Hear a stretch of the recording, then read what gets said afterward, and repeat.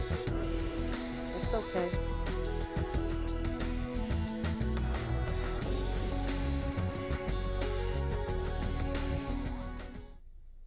Hi, I'm Kathy Johnson, and welcome to Town Talk.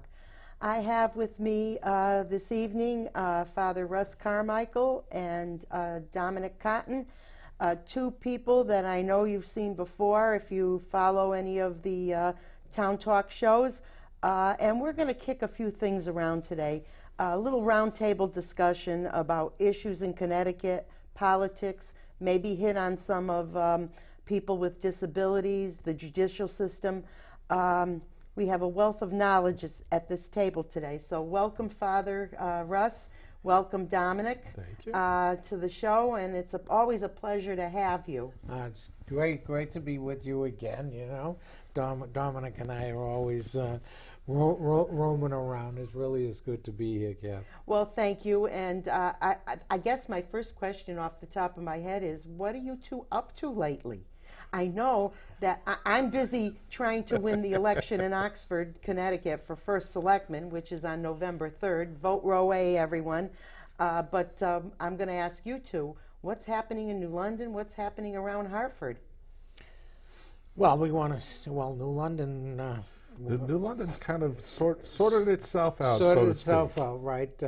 Michael Passero won the primary. We worked very, very hard. You know, we have opposed the New London mayor for all 4 years that he's been in there. So I was extremely pleased that that he is not going to be running for mayor, and we believe without any problem that Michael should get it.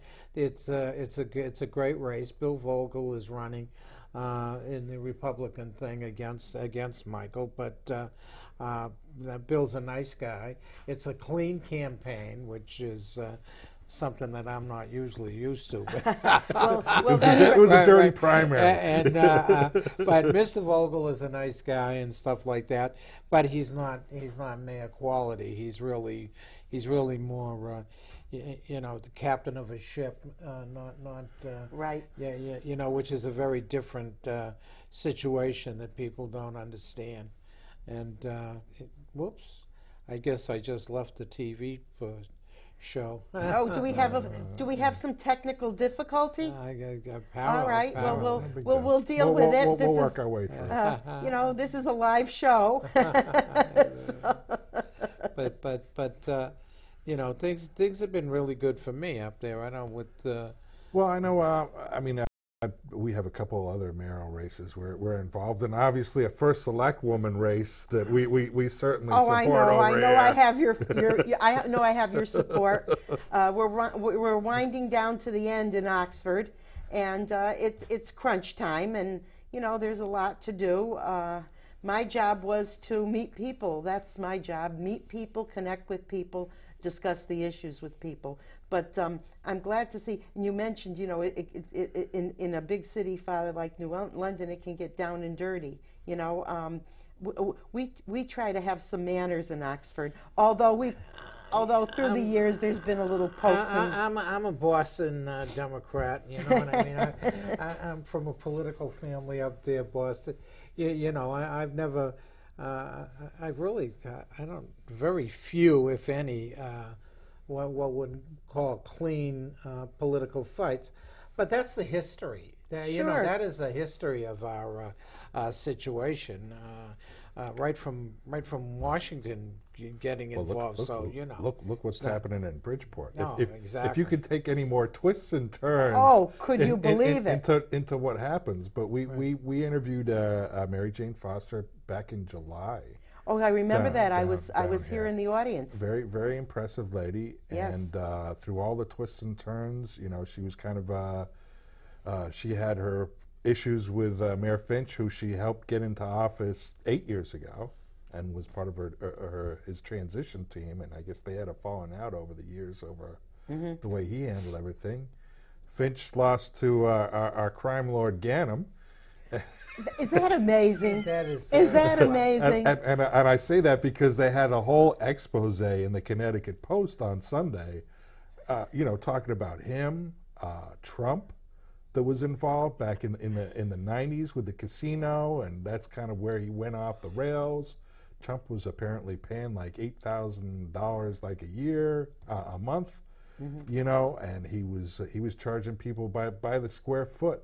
Oh as to how much they should you know, make improvements to his home and do all other kinds of things. My God, it's unbelievable. Yeah. Politics makes strange bedfellows. Is that not what they say? Well, and that's where it comes full term, is because Finch lost by a couple hundred votes to Ganim, and then Finch has come back and he couldn't get his third party onto the ticket, so he's come back and he's endorsed Mary Jane Foster. I was actually there at the headquarters when he made the speech. She's a nice lady. She's a great person. She's been in job development. She knows what she's doing. I mean, you're not talking about someone who doesn't understand what has to happen in running a place like that. So she's a great candidate. They're very lucky to have her. As far as Gannon, I mean, I you know, he's an ex-convict. Okay, he's done his time. The problem with that is, for me, as an ex-convict, is he's going back into an area where he had problems with. He's only been out 4 years, I guess. I mean, something like that. Yeah, and I don't know how long he's been off of parole, or if he is. I mean, we've run people in Massachusetts right from the joint. So, yeah, you know, but I mean, but they weren't going into a job that they had been in.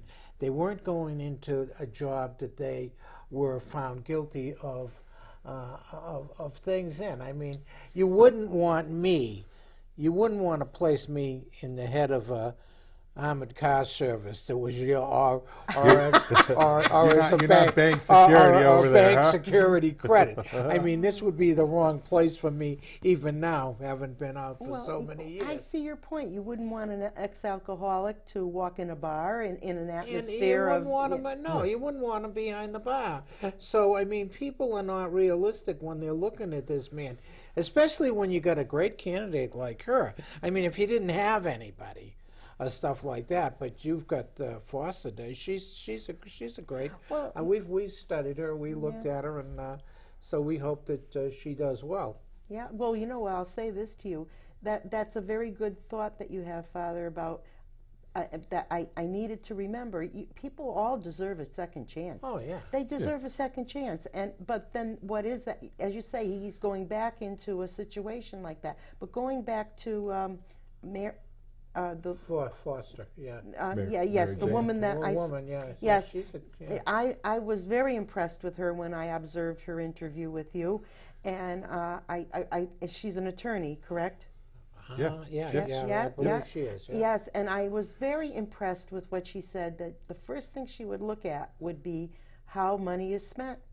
She was going right straight for seeing the workings of what's going on and all, and I was impressed with her. They did the baseball thing down there, didn't they? She was co-owner of the Bridgeport Bluefish when they first started. She did mention that. Yeah. I mean, that put a lot of people to work. A lot of people who had challenges went to work for them. So she's a job developer. She's created some really good things. She's an attorney. She's obviously a smart lady.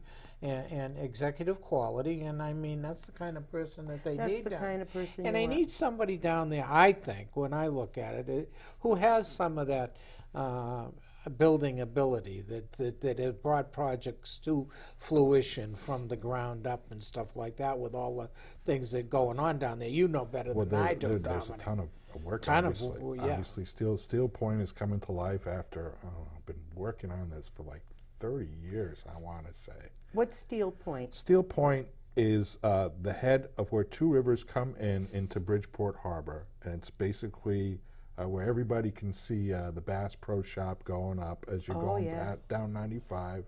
They're putting in a shopping center for the east side, because they haven't had their own, grocery store, like large grocery store, like a Stop and Shop or a ShopRite, in that area for years.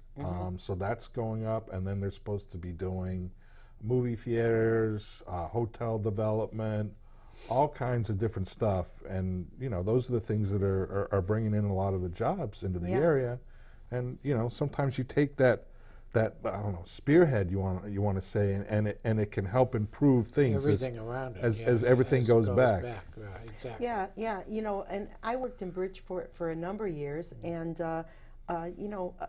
when you look at where that city is located by the water and everything, it can be so beautiful. And I think many years ago, during P.T. Barnum's time, it must have been a very beautiful city. It must have been. It was.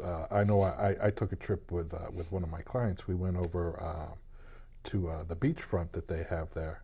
They have like boat rides that you can go from the east side over onto it, and they had some of the history that was there. FDR came and did a big speech back in the 1930s. They used to have like ballrooms that were going on down there. I mean, Bridgeport, it was happening. It was a big place. Yeah, big happening place.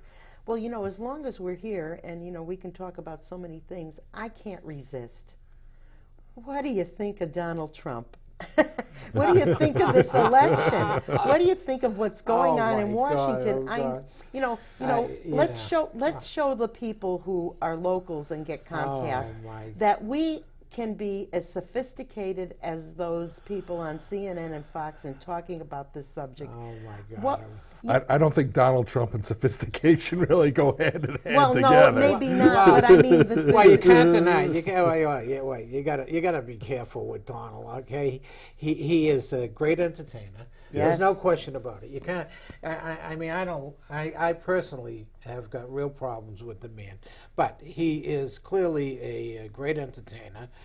I mean, there's obviously a very sophisticated and top-notch businessman. I mean, you don't make anywhere from $6 billion to $9 billion, that's with a B, dollars, and be some kind of an idiot. So from that perspective, you got to look at him, okay? However, he's a huge racist that I really, okay, he may like his own people, but as far as blanket racist. Xenophobic? Oh, my God, okay?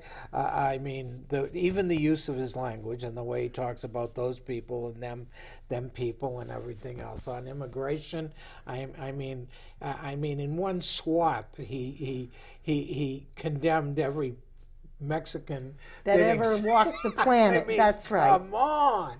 I mean, but he goes right to the negative part in all people.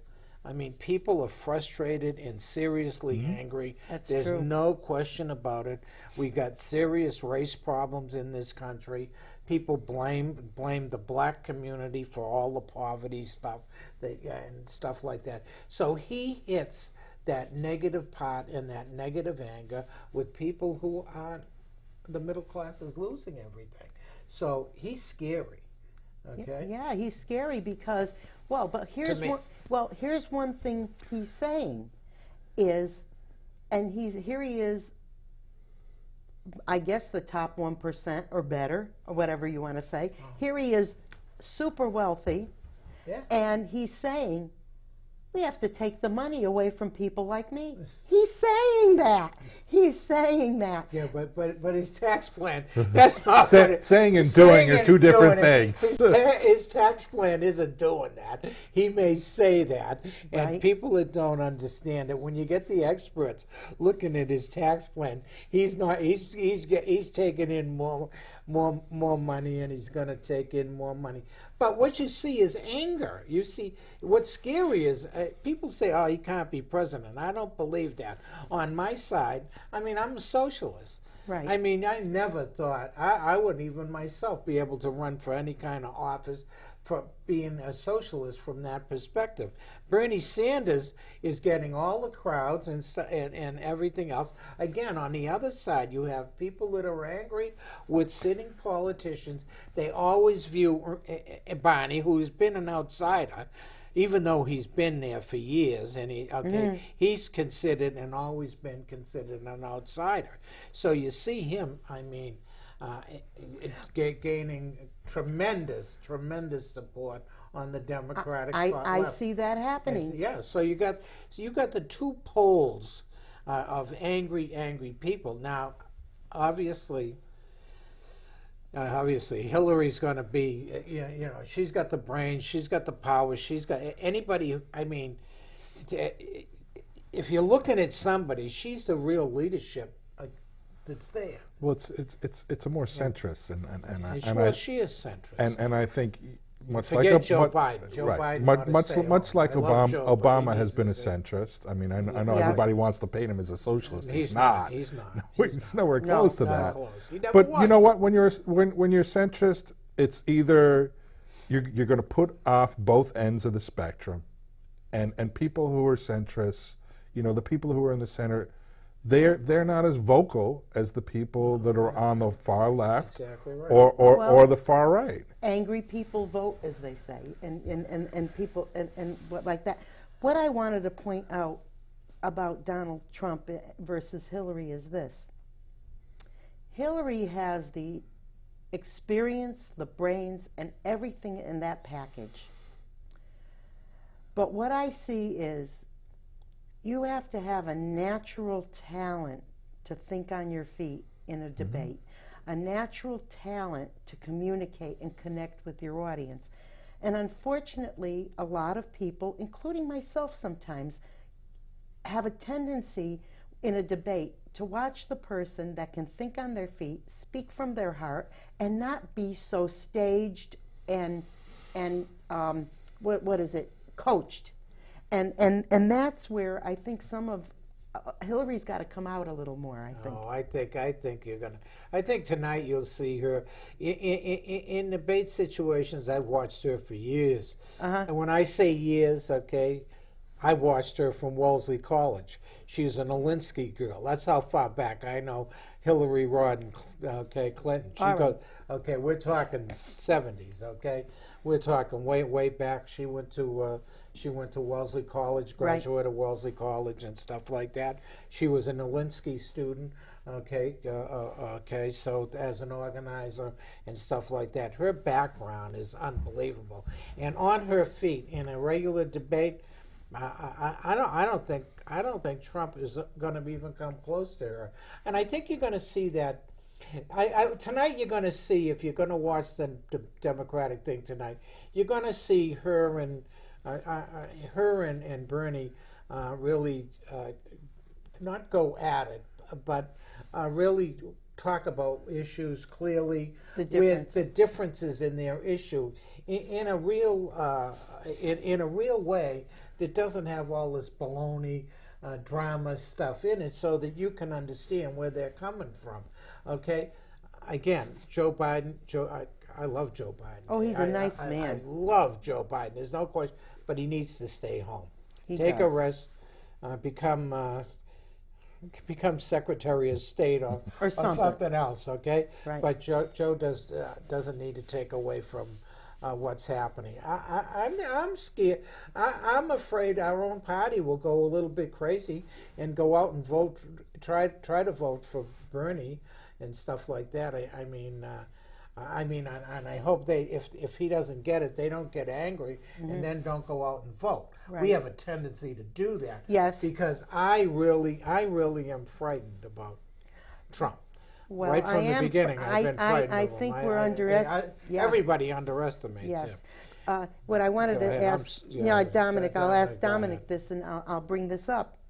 Well, let's think about how the average citizen, and I'm going to call myself the average citizen too, we're watching all this unfold on all the networks. We're watching this in front of us. Trump this, Trump that, Hillary this, Hillary that. Okay, all right, we're watching it. Take a look at Trump when he says, we're a laughing stock of the world. Nobody can stand up to Putin. I can't. He's a tall man. He's a big man. He speaks off the cuff. He's a billionaire. He's successful. The United States is going back in their mind to what Reagan was to some people. Here we have what looks like the king. Do you know what I mean? He looks the part. See, but there's a big difference. Yeah. And Reagan could bridge those gaps.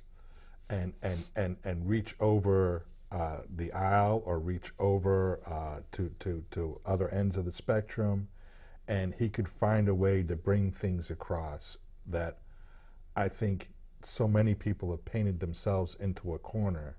And you look at what he did with Gorbachev. You know, he reached over. He was ready to go. Okay, you know, let's go all in. No nukes.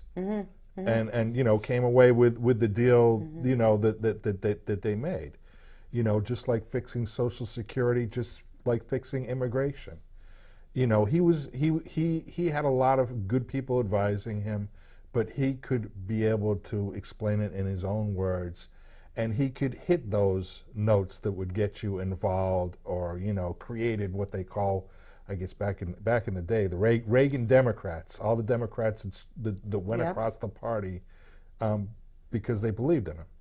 Well, so I think there's a difference between today's Republican Party and the Republican Party that they idolize from back in the day, because everything that they say that they believe Reagan was, he isn't. And they well number one, they hate. There's no question about it. They hate Obama for everything he's done. He's done more than anybody else has done. He brought us out of the situation with the economic situation. He's brought us out of wars. He brought people home. Yes, we have people in certain areas of the world that are still there, but most of our people are home. Our kids aren't getting killed right now, at least not like they were under the 8 years of the Bush and the Republican administrations. You have a situation now where, okay, he's talking about Putin. Leadership, highest leadership, Obama is one of the highest recognized leaders in the whole world. So it isn't like we're weak anyplace else. The second thing is don't understand, okay, Obama is a great student of Sun Tzu, who is a great war general that every war strategic person studies. Okay, he has got Putin into a war, sending his own people in now with a country that is economically falling apart.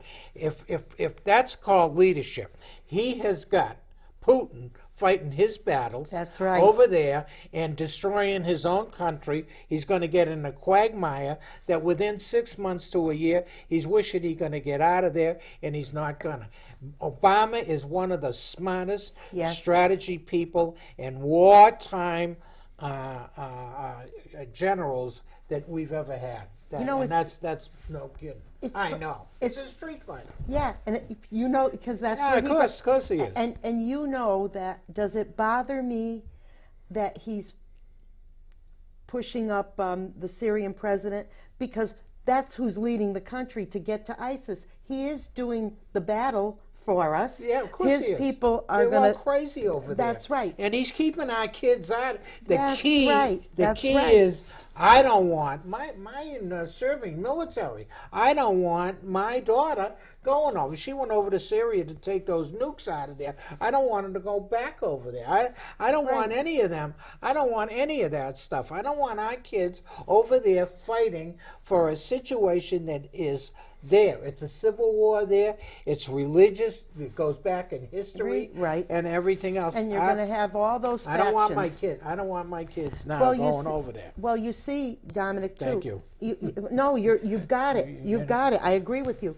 You see, it's so apparent now, but I sensed it then. A lot of us sensed it. The day that George W. went into Iraq after 9/11. Maybe he believed in his heart of hearts there was weapons and all that. Maybe he did, but let me tell you, that was the day the whole Middle East was destabilized. It's over. We are less protected now. It was a big, big mistake in retrospect, and I think that, and maybe we came out of Iraq prematurely. Maybe we should have had a base there, but nevertheless, at least the Russians, and I'm not thrilled with Putin. I can tell you he's probably a very bad guy, okay? Seriously. Okay, seriously bad guy, but he is there. I always think you got a situation of least worst options. Yeah, Tell me And I exactly. think if I look at the whole broader picture of the Middle East, it's a situation of least worst options, and you have to take a look at it from Putin's point of view too, because it's important to understand where other people are coming from. That's true. Syria is his only foothold in the Middle East. That's it. It used to be you had Egyptians. That's right. Yeah. That's how the whole Aswan Dam was built. When the Soviet Union was big, Right. and he still wants his little way to get in and out of the Black Sea. I mean, there's a lot of geopolitical issues that are going on there. Absolutely. He's worried about. He's got Muslim countries of his own that are involved. He's got him living that are in next Russia, that are right right. next Yeah, to like of course. Russia. Yeah, So yeah. he's got all these Yes. things that he's involved with. Yeah. Right. And he's looking at it as okay. Well, if I lose Syria, who's going to step in? Who's going to step in? And there's protect us from all these people. Yeah. and so there's that issue, and He's then a he's mess. like, I'm going to lose my credibility in the area. Nobody's going to want to talk to me. You've got it. And now for him, he's opened up, some more of that. He's solidified his position with Assad, Bashar. Right. He's got the Iraqis saying, "Oh, okay, come on in over here. You want to help us fight Right. over here." Right. And it's like, Well, and he's got the boots on the ground Yeah. right there. That means boots on the ground. That means man to man going in there, or or women or whatever. That means the Russians are going to get killed. Guess what? We're Afghanistan again, and they're never going to get out. And guess what? The population, how pissed they're going to be at him for having their kids getting killed. Well, that's exactly, and the Republicans here want us to To go send and do our the same. kids over there. Yeah. No. These fat pigs, no offense, that sit there and they're not carrying guns, Right. easily can say, oh, let's send our 18, 19, 20-year-old kids over there to fight these wars. Not now. No. Let's stay here. Let them deal with it over there. Right. Let's support them. We can give them military equipment. We can send them Sure. advisors. We can send them all kinds of stuff and let them fight it out. Well, and that's what I say. Let's not forget what we seem to forget. Now, I am of Greek and Italian ancestry, but on the Greek side, we're Orthodox Christians. Yeah. Well, the Russians are Orthodox Christians. Whether you want to say in the old days that communism, they were all atheists. Well, that's another way of saying that they had no belief in anything. It was that, but the Orthodox Church was still there. Still The there. Christian Church is still there. Yeah. The Russians and that part of the world have dealt with Muslims, radicals, for years and centuries. Of course he wants to go in and clean that up. Of course he wants to do that. And again, remember when we were friends with Iran? Remember when the Shah was there? With the Shah, Maybe yeah. the Shah that we propped up was not good for the people, and we did the wrong thing. But it behooved us. We always do the wrong Yes, thing. but it behooved us to have a relationship Yeah. with Iran. Yeah, of course At it does. least You're right. we've opened a door with a relationship. I hate to say it this way, but you can demonize Iran for what you want, but the people who are actually Iranian love a lot of things. Love American. American. Oh yeah, people don't know. See, that's one of the major problems is how people do not understand Their the history. not only their history, all the different cultures, and how many really care about it. Because leaders are always getting in the way, and that's really scary. And you've got to look at. Okay, I look at situations and say, well, what do Republicans gain from having a war? Well, guess who owns all the rebuilding companies that go in, Caterpillar, Right. all that stuff, that rebuild all this stuff. They love constant war because guess what? They're making tons of money in munition profits and sending over Right. all the building trade stuff and everything else like that. And they want to live on a war economy, and that's people have finally said no.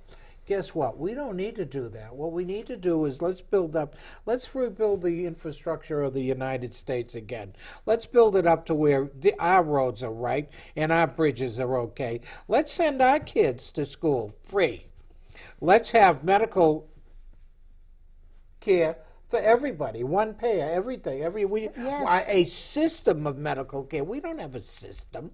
No. The Brits have a system where you used to be from. I'm an American now. Now you're an American, right? Yes, congratulations.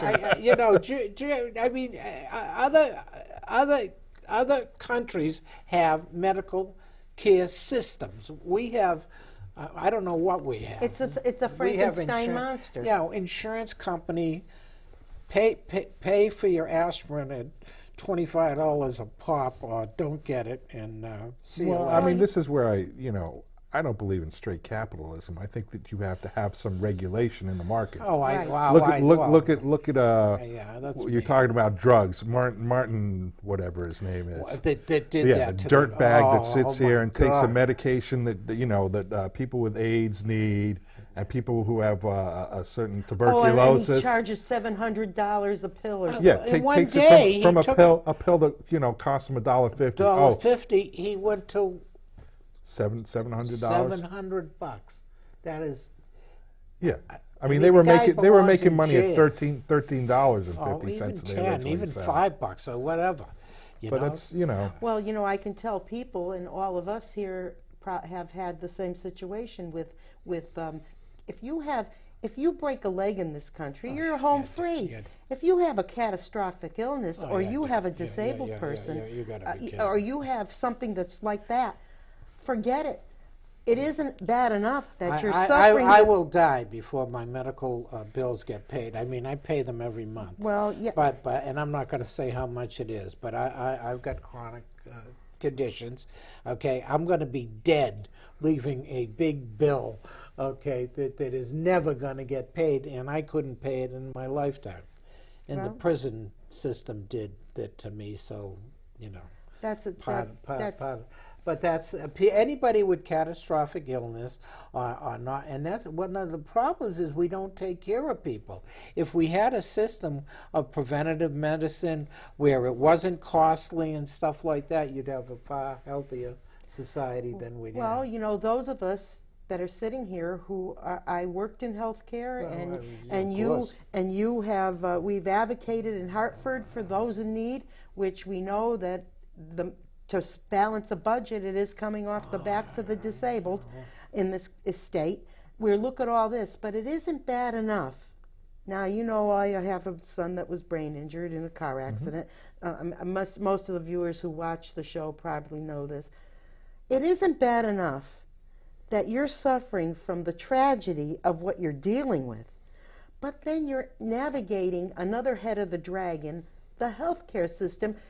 And by the way, if you want to call it the welfare system, if you need it, that is constantly, contrary to popular belief out there in the general public, is constantly trying to throw these people away under a bus.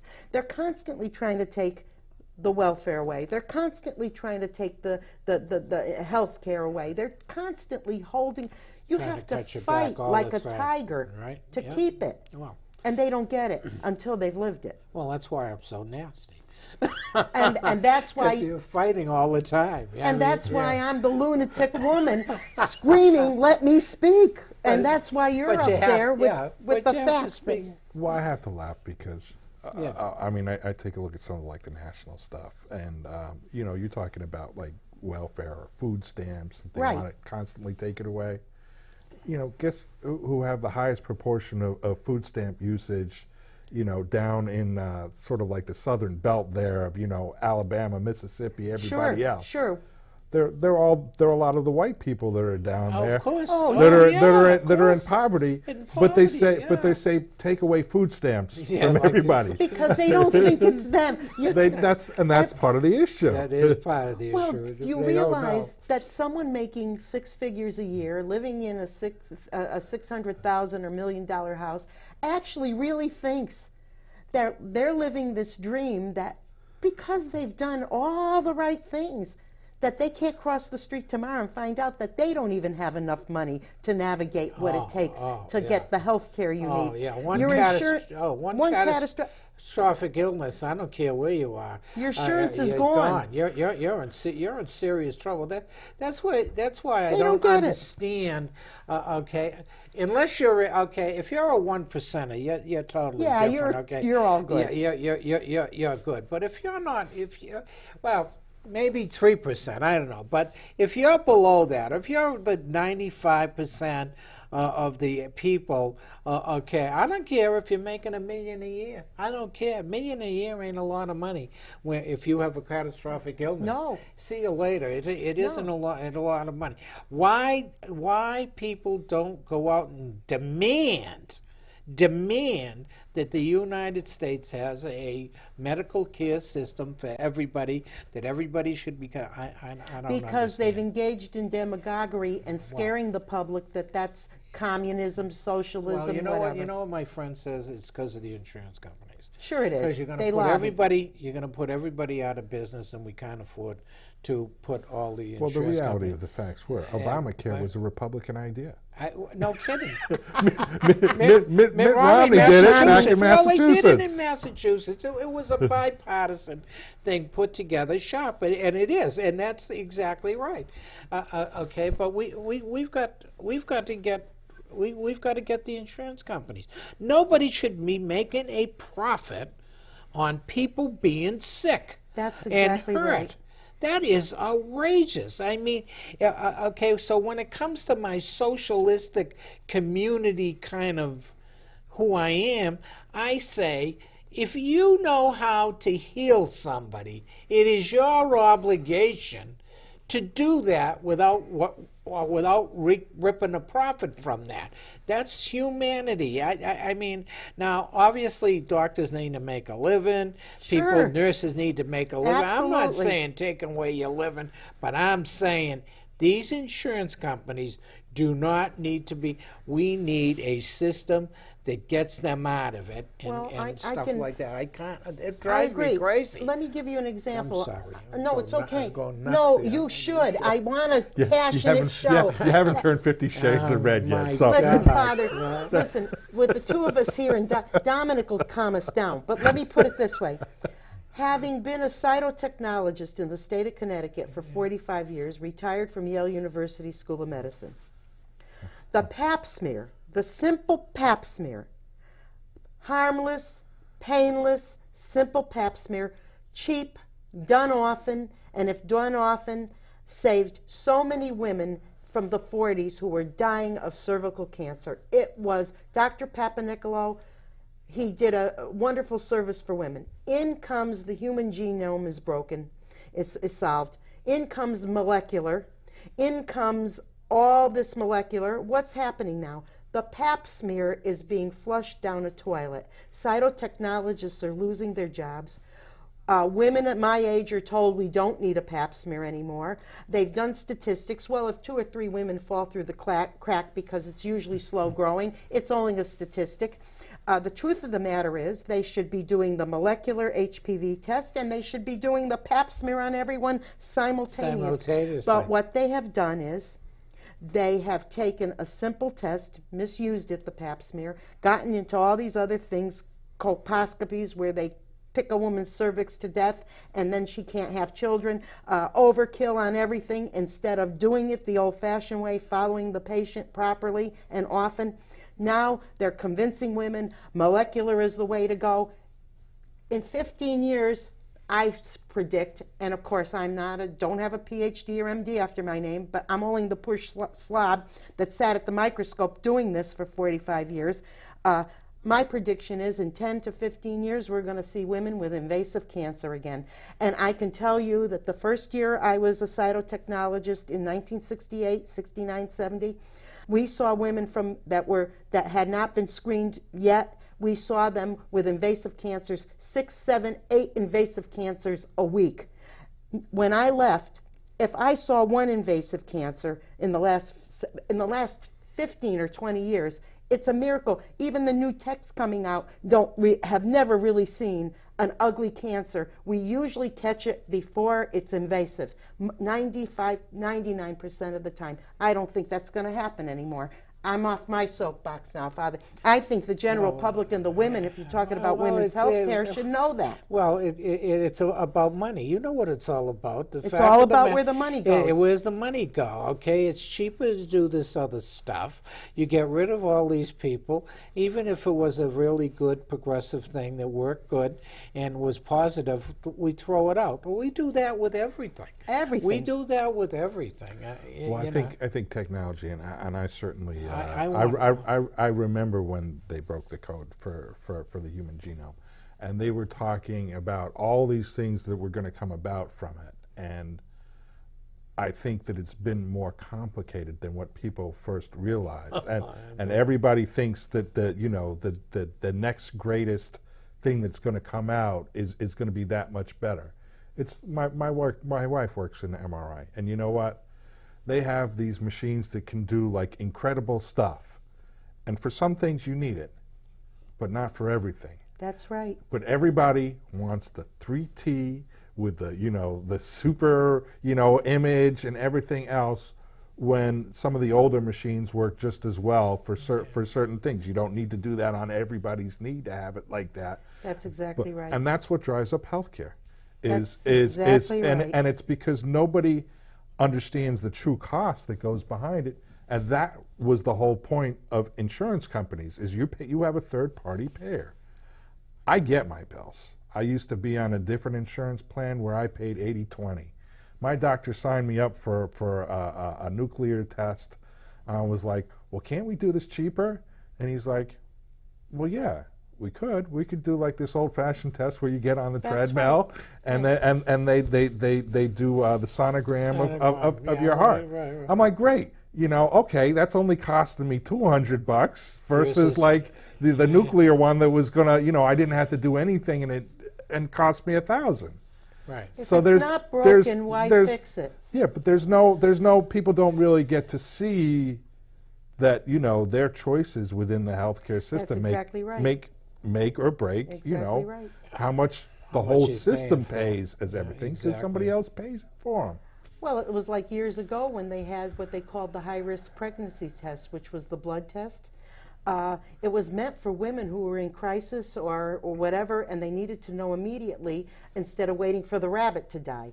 Well, that test ended up being used, for what? For everybody who was pregnant, for every reason. Okay, so and it's the same thing with the pap smear. It wasn't broken. Never before have I seen a test that was never broken, that everybody tried so hard to fix, just because someone in Washington decided that one woman or some women, a high cervical cancer was missed, and then the next thing you knew, we had all these regulations and all this stuff with a pap smear.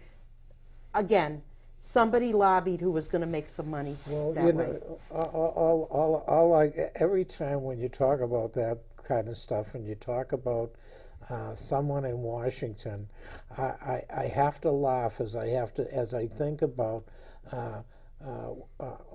Palin talking about we're going to have doctors, we're going to have people in the medical thing overseeing everything, and I say the whole Republican Party, okay, all these guys are up there trying to do away with women's rights and women's medical stuff. If anybody is up women's vaginas, it's all the men in the Republican Party trying to tell them what to do. Exactly. I never seen anything like it. And she used to be up there, you're going to have these people on boards.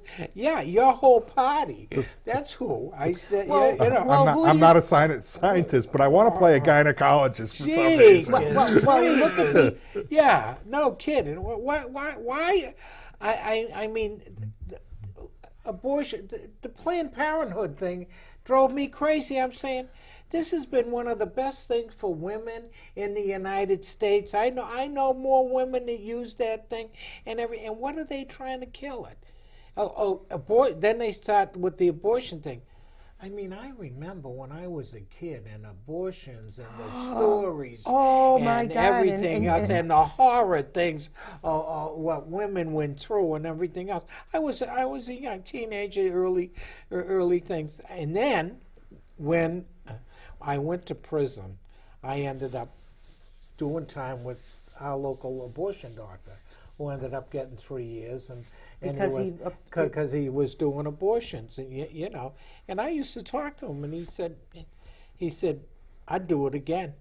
He said, all the women that I dealt with that would have went in the back rooms or went into places in town that would have died.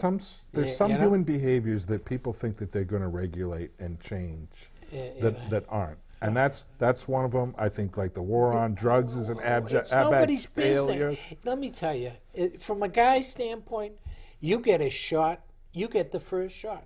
You can put protection on. You can do whatever. You can go get yourself cut. You got the first shot. That's it. Once you do that and you don't take the shot, it's in her.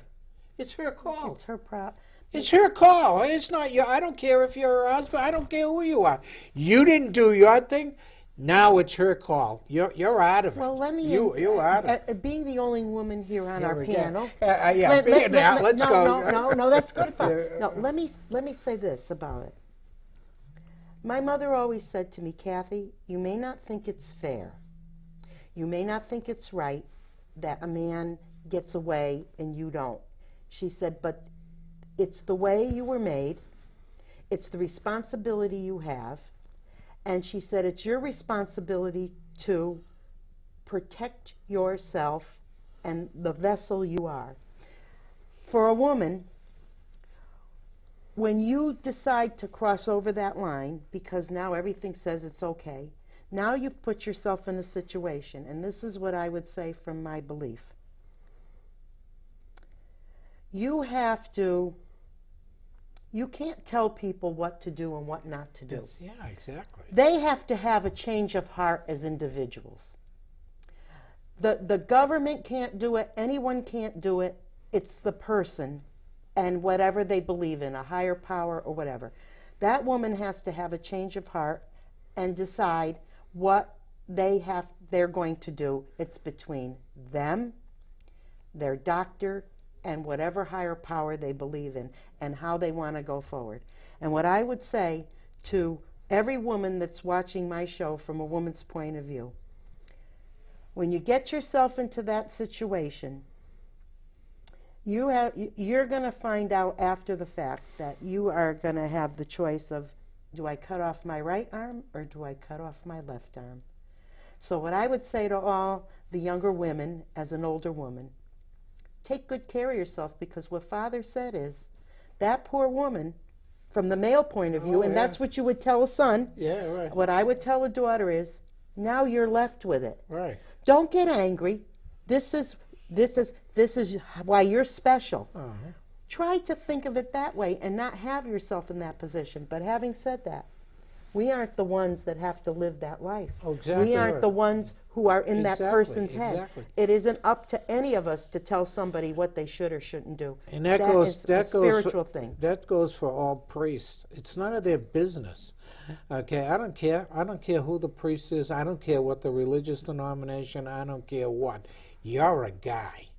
It's none of your business. It's between that person and her belief, what she believes, and what she can do. What you can do, the best you can do, is support her in whatever she believes. Okay, because that's what I believe that any priest should be doing, is supporting a young lady or any woman that is in that decision-making process. Be with them. Whatever their decision is, bless them and hope it's all right, because it's none of your business. I mean, that's something that's between them and whoever. And I would say I'm in agreement with that. That's where I am. And I want to dovetail off of something that you said, Dominic, is is, you know, about, or you might have said it, Father, about having, Palin with having the doctors. Oh. Remember that the Federal Drug Administration is made up of all these wonderful doctors Oh, my who God. are lobbied also and who funny. play a political game. Just because you think a drug is coming down safely, well, once they approve that drug and once it's out on the market, there's nobody liable except you, the patient, liable except you, the patient, who has to suffer the consequences if the damn thing went wrong. And I see it, the politics, it's the same politics that goes on among politicians, that goes on among all the levels of government, and even in healthcare.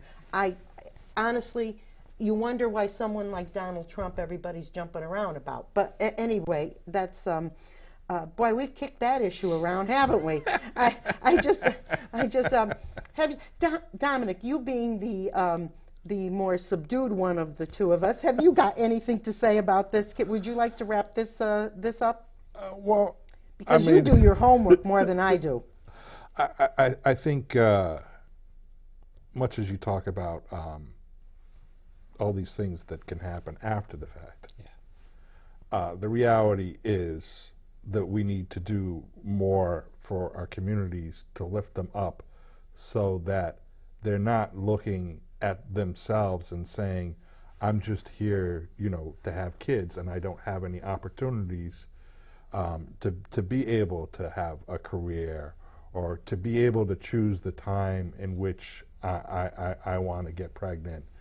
And that's a lot of what Planned Parenthood was about. Right. Yeah. Right. And education and all those other things. Absolutely. But you know, it's also what we put into women's rights. I think one of the big things that you know it came close to in the 70s was, you know, equal rights amendments. Mm-hmm. Nobody's brought that back up since. I know they're trying to get at it from different sides of things, but until we look each other in the eye and say, you know, you're my equal, then we're going to keep going round and round on these issues, because this is about giving equal opportunities and other things within that, taking away the issues of expensive child care that prevents women from going into the workplace, because sometimes they make enough money just to be able to cover their child care. Well, that's and exactly right. these are the real, you know, issues that we hope, you know, come out and get talked about tomorrow. And I'm sure they're going to get talked about in a more appropriate way, and from the Democratic side than from the Republican side. And you know, I have a lot of good Republican friends. Some of them who probably agree with me. Actually, most agree with me because they're more. They're a different type of Republican up around here. Yeah, we got a different type of Republican here. But again, again, as I said, I'm going to end up voting for Hillary because I love Bernie. I know Bernie. In the 1970s, I love Bernie, and politically, him and I are closer together. But I want Hillary in. She's really the qualified person. I really believe that she's got all the skills and the necessary things it takes to be president, and she's a woman, and I think it's time for a woman. They can say whatever they want. They say, oh, well, time for... Yeah, apparently, because she's up there. And she knows what she's doing. And a leadership quality, she has got a background that I don't believe anybody can touch. Has she made mistakes? Yeah, she makes mistakes. Everybody makes mistakes. Everybody's if you're in the political eye for 40 or 50 years, you got to be God kidding. bless you if you don't have some controversy around you. You know, so I mean, and she's going to pick great people to be around her. I know she is, and I, a father of a lot of women, okay, all my ladies are equal rights individuals. You can forget about it. God forbid.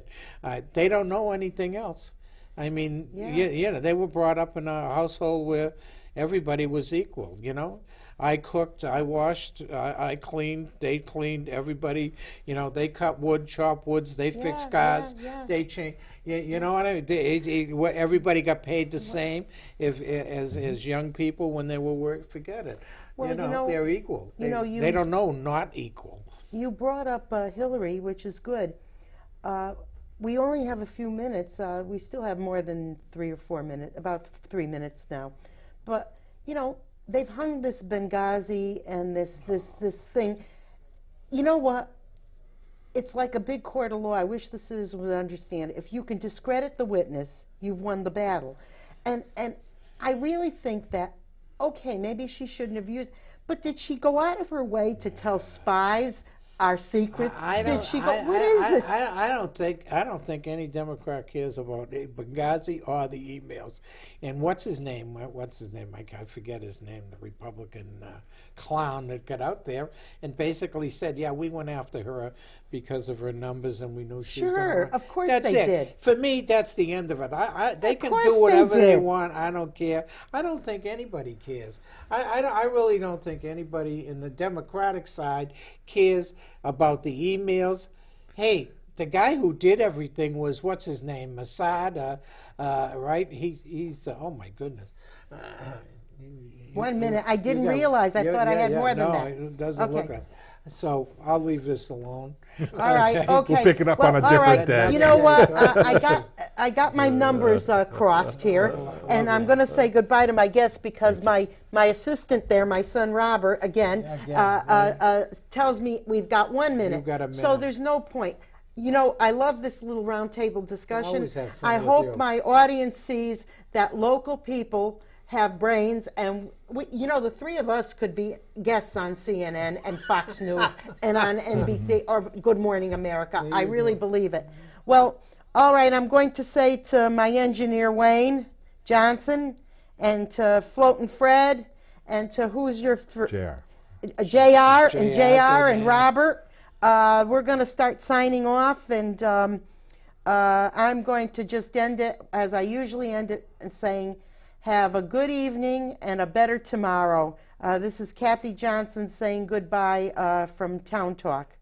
Take care, everyone, and we'll see. And there we go. All right.